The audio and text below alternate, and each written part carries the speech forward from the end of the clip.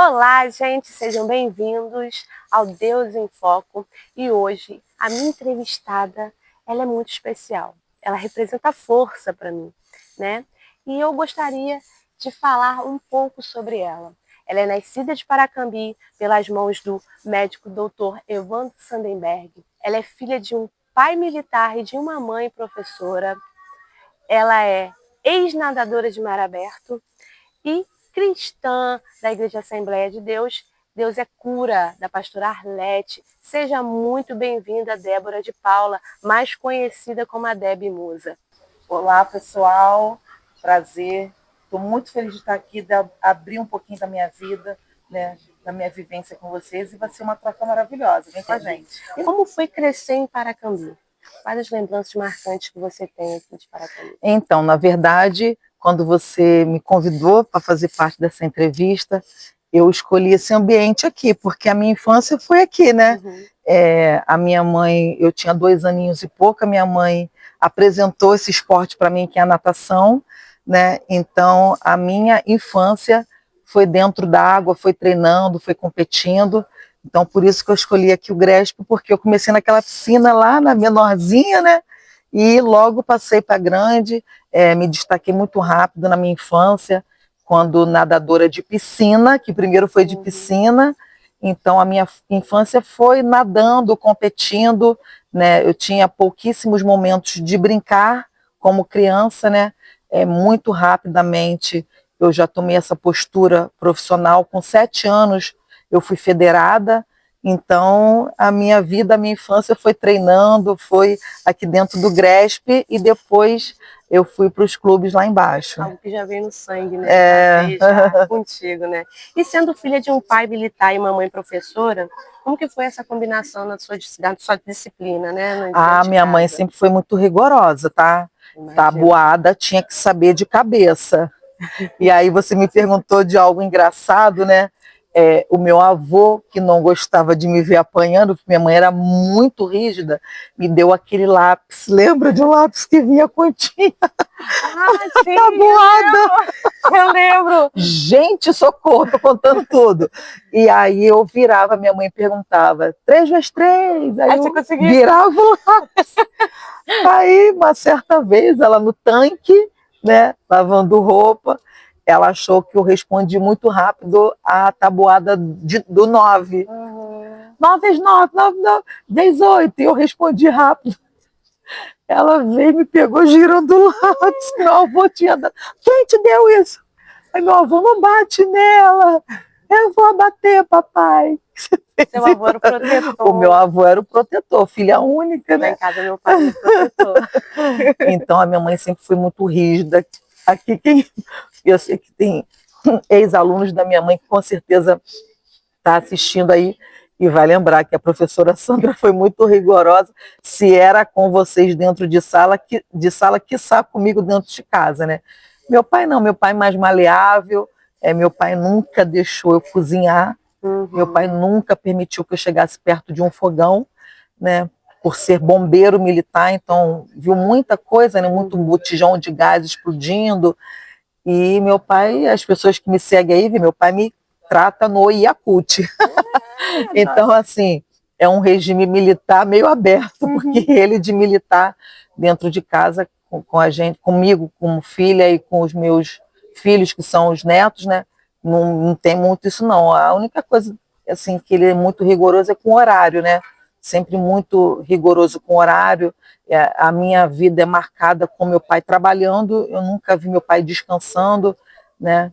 Então, meu pai sempre foi muito trabalhador, e esse é o exemplo que ele deixou para mim, sabe?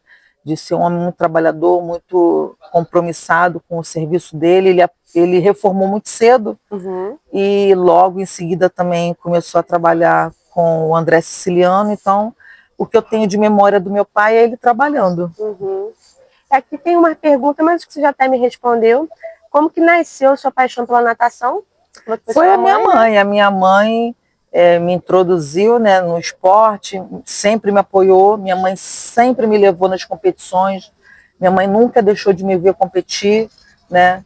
Então, a natação é a minha mãe. Eu E olho para minha mãe. a primeira vez que você entrou Ah, eu dentro não d'água, papai, lembro. Eu você tinha não lembra 2 da sensação? aninhos, não Ah, era muito lembro. novinha. Não lembro, não faço a menor Mas ideia. você ainda entra na água, ainda hoje você tem Entro. aquela... Então, na verdade, eu saí da piscina, né? Eu não competi mais Uhum. na piscina e virei nadadora de mar aberto. Nossa, que é uma profissão maravilhosa, estou super ansiosa para fazer várias perguntas. Assim, não é uma profissão porque eu não sou profissional, né? Mas é a minha modalidade esportiva, é a natação de mar aberto. Eu também joguei muito handball, né? Na verdade, o professor Marcos, muitas pessoas aqui de Paracambi vão lembrar dele, era o professor aqui de natação também, me levou para fazer um treinamento de handball e lá eu fui convocada para a seleção brasileira de handball, mas na época eu precisei optar, ou natação ou handball, e eu acabei escolhendo pela natação, né? Então, atualmente, eu participo de competições de natação de mar aberto, não mais de piscina, mas preciso treinar na piscina para poder participar das competições de mar aberto. E o que te motivou o mar aberto? Assim, você... Então, o que acontece?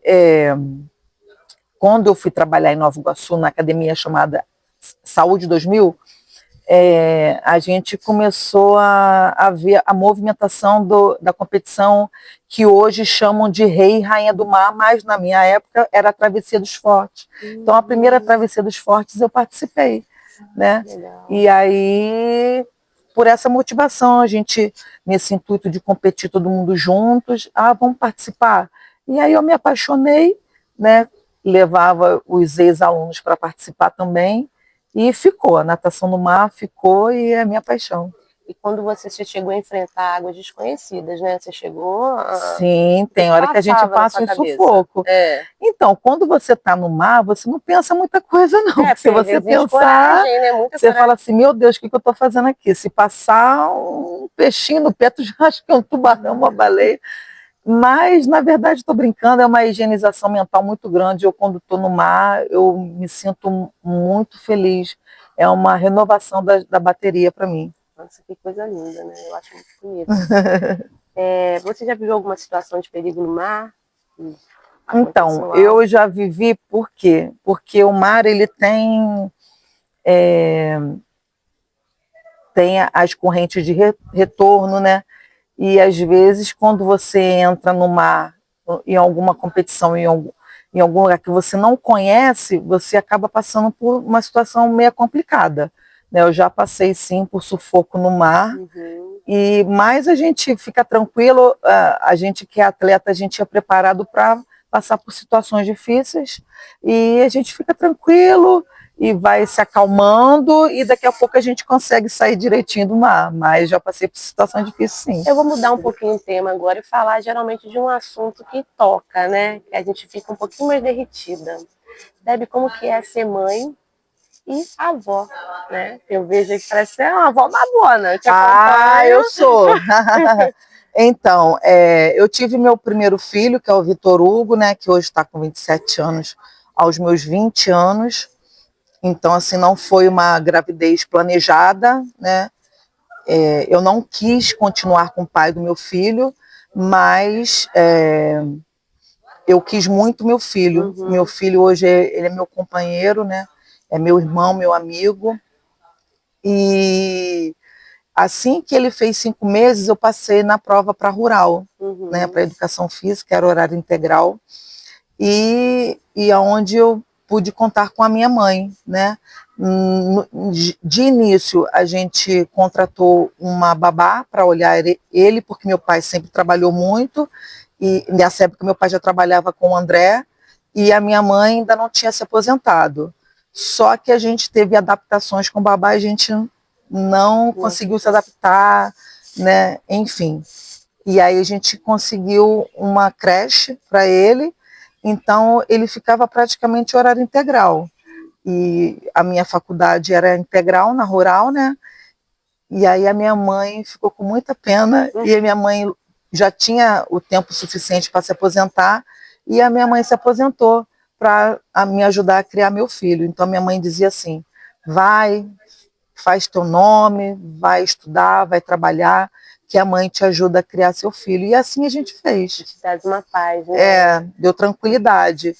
E passei um longo tempo, né, trabalhando fora, em Nova Iguaçu, né, e recebi uma monção da hoje deputada Rosângela Gomes, né, em destaque o trabalho que eu já fazia com as mulheres, né, na atividade física, e recebi essa monção, fiz muito trabalho bacana em Nova Iguaçu, né, saí em muita capa de Jornal Globo, Jornal Dia, dei muita entrevista com o trabalho, e isso é uma coisa que me deixa muito feliz, né, de um reconhecimento, uma paracambiense, né? E ser reconhecida fora da cidade pelo seu trabalho, né? E quando retornei para a cidade, o pai do meu filho me procurou, né, para reatar o relacionamento.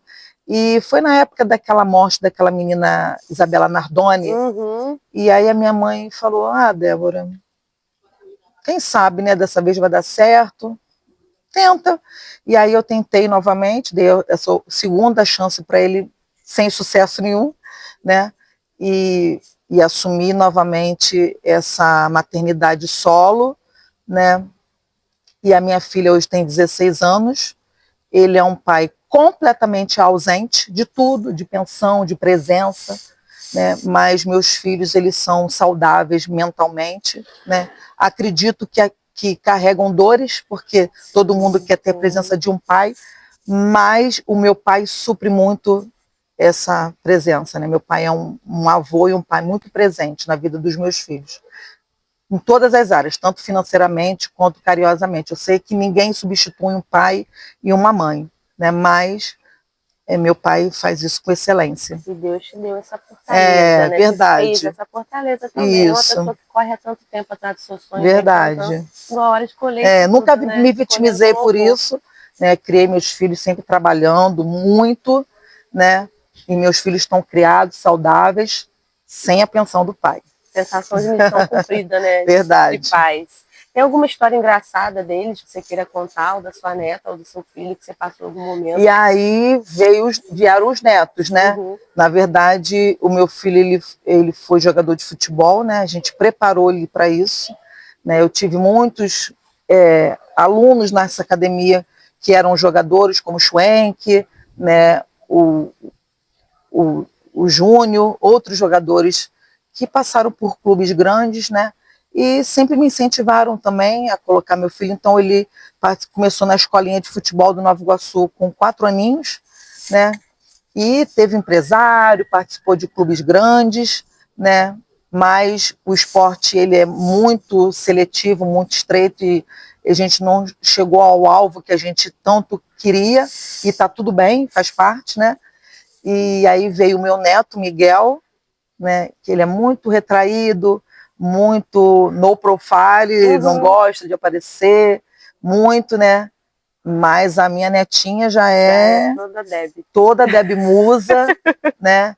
E ela é uma querida, uma amada, e a gente tem várias situações engraçadas com ela, né? Porque ela é fora da curva. E com meu filho também, né? A minha filha também é mais retraída, mais quietinha na dela, mas a gente passa muitas emoções engraçadas, que aí eu vou falar no próximo quadro. Vamos lá, como você equilibra as responsabilidades. E como que você equilibra, Deb, as suas responsabilidades de trabalho com a igreja, com o filho? Como que você consegue manter isso tudo assim alinhado? A gente é mulher, amiga. A gente é mulher, a gente vai encaixando aqui, a gente vai socorrendo ali, a gente vai dando um jeito ali, né?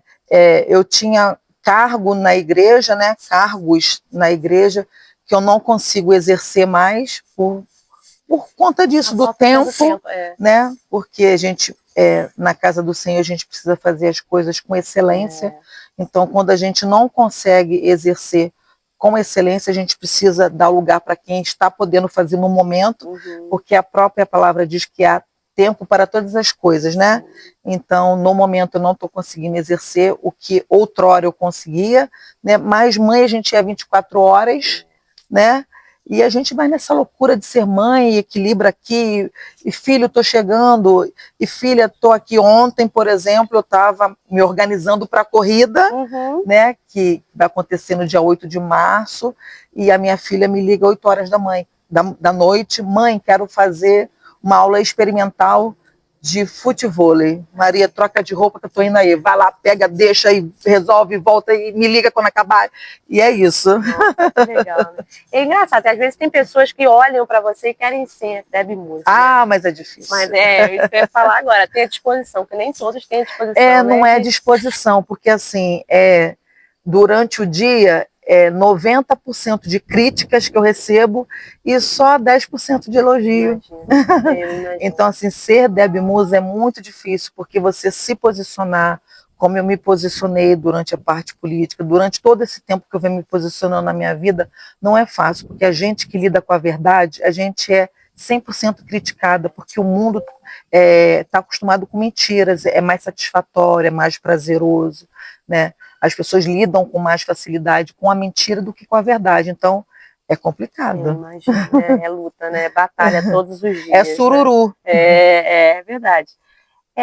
Vamos falar um pouquinho de fé agora. Como você conheceu a fé? Quando que você se tornou cristã? Assim, então, eu me lembro perfeitamente, como se fosse ontem. Né?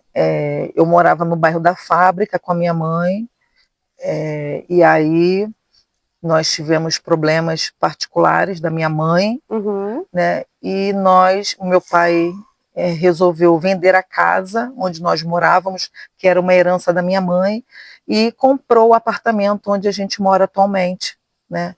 Que é no centro da cidade, e é ao lado da congregacional, da igreja congregacional. Então, da varanda da minha casa, eu ouvia os louvores. E aí, um dia, a madrinha do meu filho, que é a atual madrinha, né, que na época eu não tinha filho, era minha amiga, ela me convidou porque ela já era membro da igreja. E aí, eu aceitei o convite, gostei, passei aí, né.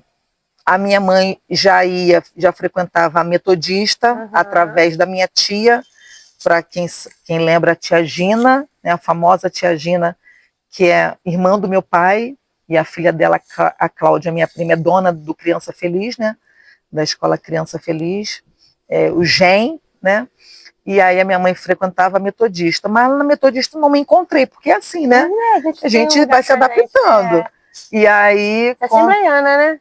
Aí de congregacional passei a assembleiana, mas assim, meu primeiro contato com Jesus, né, que eu levantei a mão para o Senhor, foi na congregacional. Aí fiz parte do Ministério de Coreografia, e aí conheci a pastora Arlete, né?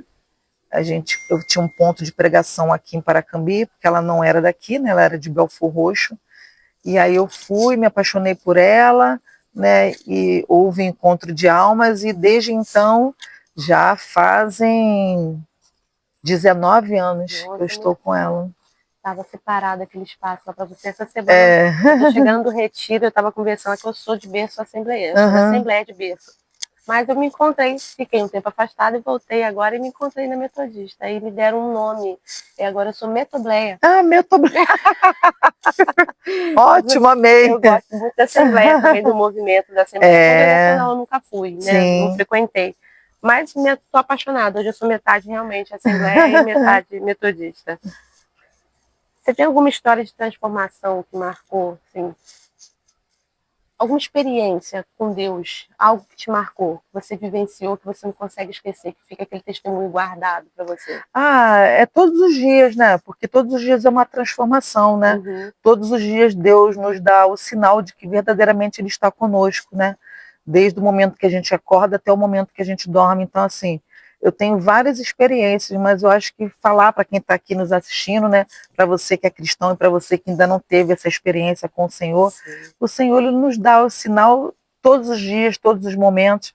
Se você está sentado aí no sofá da sua casa, não sei de onde você está assistindo essa entrevista, se você pode respirar, né, esse é um sinal das maravilhas do Senhor. E é a sua fé, né, também, como que ela te sustenta diante de críticas, dias. E, às vezes as pessoas elas te miram e tentam te derrubar, né? Sim, o tempo O tempo todo. todo. E É. como que você mantém, né, a sua fé? Como que você faz? Toda vez que eu sou apedrejada, eu lembro da frase que a minha mãe sempre fala, né? A minha mãe me preparou muito para isso, sabe? A minha mãe dizia assim para mim, isso eu lembro perfeitamente quando eu era criança, minha mãe dizia assim para mim, ninguém gosta de você. Eu fui criada com essa frase, né? Débora, por que sua mãe falava isso para você? Não sei, de repente já era Deus usando ela para isso, né? Então, assim, eu ouvir a frase, eu não gosto da Débora, isso não me machuca, porque eu fui criada com essa frase. Me assusta quando alguém fala assim, nossa, eu gosto tanto de você, aí eu paro e isso soa estranho para mim. Eu estou acostumada com, eu não gosto de você. Minha mãe me criou assim, então minha mãe me criou muito forte. Né? Não sei, por eu ser filha única, ela sabia que eu não poderia contar com ninguém, então o tempo todo, quando alguém diz que não gosta de mim e me critica, eu tenho essa criação, eu tenho essa arma forjada para isso. Muito me estranha quando alguém fala, eu gosto de você. Pode perceber quando alguém fala assim, eu gosto tanto de você, tira uma foto comigo. Eu tiro, mas isso me causa susto, porque eu fui criada com essa frase. Ninguém gosta de você. Nossa, é forte. E talvez fosse esse o grande plano do Senhor na sua vida, para te colocar onde você está hoje. Verdade. Você precisa ser essa fortaleza, senão te derrubam, né? Muito fácil. Fala pra gente o que te motivou quando você se envolveu na Secretaria da Mulher.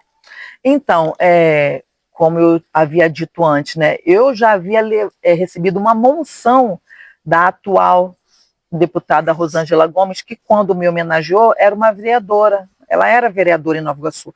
Então, eu sempre fiz trabalho com mulheres. Desde quando eu me entendo por gente, eu sempre fiz trabalho com mulheres sociais, né, atividades físicas, palestras motivacionais. Então, eu sempre fui muito envolvida com esse tipo de trabalho. Quando eu recebi o convite, né, porque na verdade foi um convite do atual prefeito Andrezinho Siciliano, eu me senti muito à vontade, porque é uma coisa que eu já fazia, não me trouxe estranheza, nem como eu vou fazer isso. Já é uma essência, é como se eu fosse tornar público aquilo que eu já fazia em igrejas, nas atividades físicas, em lugares particulares, como academia, né? Então, assim, não fiquei assim com medo, não, eu só era uma ferramenta a mais, mulheres a mais, que eu posso alcançar diante da secretaria, né? É bem bonito, cuidar de vidas. Né? Cuidar de vidas, é o que a gente faz. Né? E hoje em dia as mulheres estão sofrendo muito, né? Sim, na verdade, a gente sofre 365 dias do ano, né? Todos os dias é uma guerra, uma luta para ter pertencimento, para ter direito de fala, para ter equiparação de salários. É uma luta constante. Na verdade, a secretaria foi criada em 2025, a gente fala de assuntos antigos, né? Para a gente poder avançar. Conhecendo um pouquinho mais de você aqui, eu me sinto honrada. Obrigada. Obrigada. Você tem alguma história de transformação de alguma mulher que marcou a sua vida? Algo que você passou ajudando, né, alguém e isso te marcou? Então, você falou de transformação, de mudança, né? Eu tenho de um rapaz, posso falar? Pode, claro. Então, quando eu trabalhei na academia, eu tinha um aluno que ele pesava 298 quilos. E vou resumir porque é um testemunho muito grande, né? E a academia que eu trabalhei era uma academia de 3 andares, onde só frequentavam a nata de Nova Iguaçu, as mulheres com corpos maravilhosos e os homens também, muita vaidade, e vocês sabem que nesse meio de academia é muita vaidade, né? As pessoas querem alcançar um corpo inalcançável, porque o tempo todo elas estão com corpos maravilhosos e estão sempre querendo melhorar. E aí, imagina uma pessoa de 298 quilos participar de um meio desse. Só que ele tinha um corpo lindo também e foi vítima de uma traição, a esposa traiu, e ele entrou num quadro profundo de traição, de depressão e chegou a esse peso.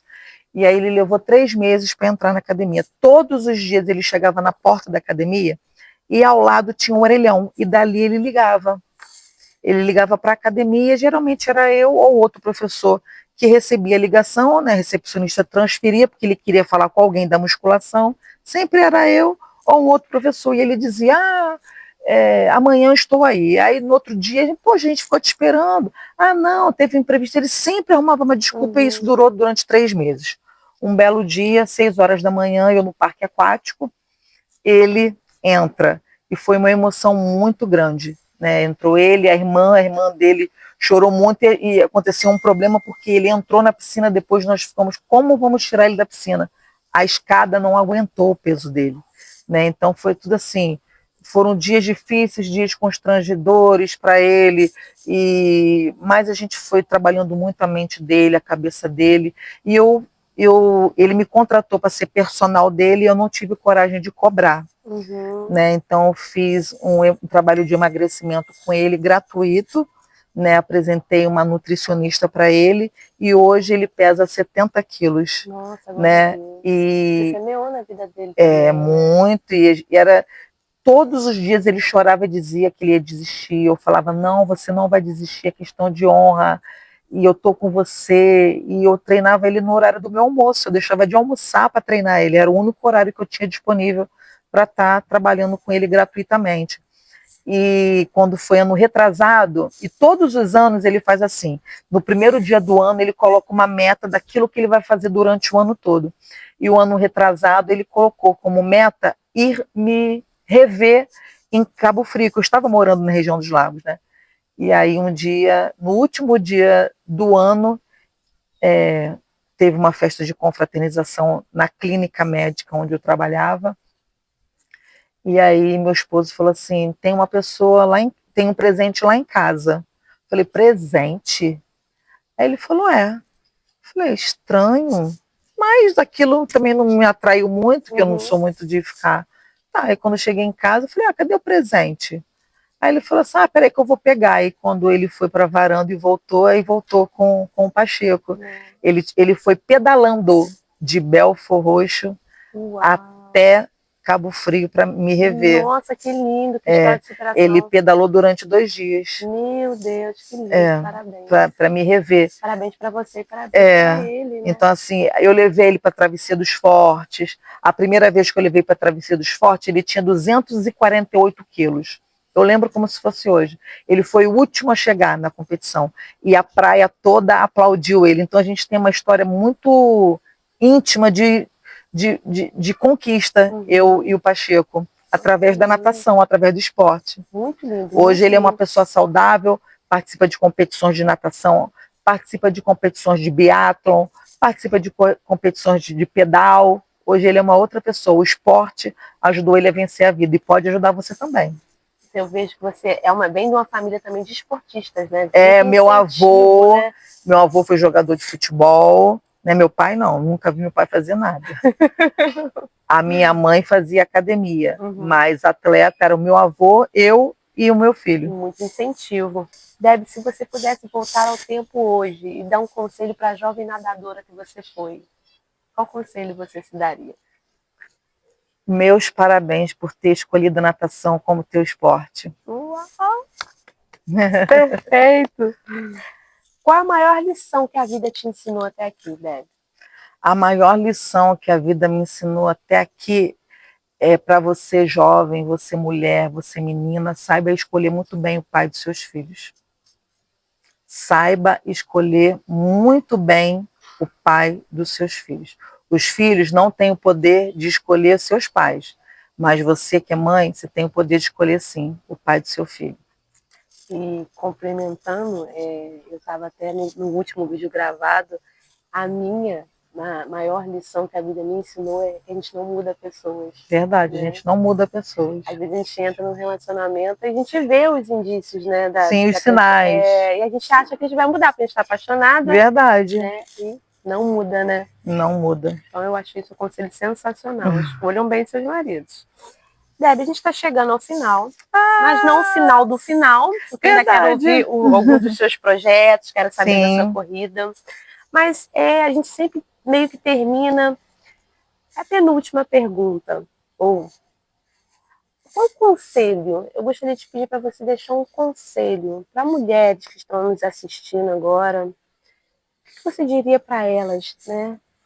Para melhorar a vida, para encorajar elas, né? Dessa força, essa muralha que você realmente, você passa força do lado da gente, né? Estou sentada aqui um pouquinho, não te conhecia pessoalmente, se conheceu lá na... Um rápido. pouquinho, Já falei, rapidinho. bebe música. Mas você realmente passa força. Qual conselho você deixaria agora? O conselho que eu deixo para você, menina, jovem, você, uma jovem senhora, nunca pare de estudar. A única coisa que ninguém pode roubar de você é o conhecimento. Então estuda, avance, né? Ah, eu não tenho idade. As pessoas têm muita essa autocrítica, não tem idade sim, a idade não importa. O importante é você adquirir o conhecimento, porque conhecimento ninguém rouba. Carro, você pode ter o melhor carro do mundo. O ladrão vem e leva. Você pode ter a melhor casa do mundo. Cai um avião, destrói tudo. Agora, o conhecimento e o estudo, meu amor, esse ninguém rouba de você. Perfeito, Deb, perfeito. Para fechar, vamos fechar essa parte aqui. Você faz algo muito legal, como disse, eu sou sua fã. E eu trouxe ali 2 Yakult. Porque eu quero fechar esse o Yakult de papai. Que eu acho. Olha, para encerrar, você que está aí de casa, que prazer participar desse podcast incrível, que eu possa ter inspirado você, renovado as tuas forças aí, né, a tua fé no Senhor Jesus. E olha, não pare, estude, avance. A Secretaria da Mulher está aqui para abraçar vocês. Você que tem uma ideia, um projeto que está lá no papel, vem com a gente, vamos tirar esse projeto do papel, porque a secretaria só faz sentido se você estiver lá, tá bom? E olha, Yakult de papai, vamos brindar. Beijo, até a próxima. Até a próxima, gente.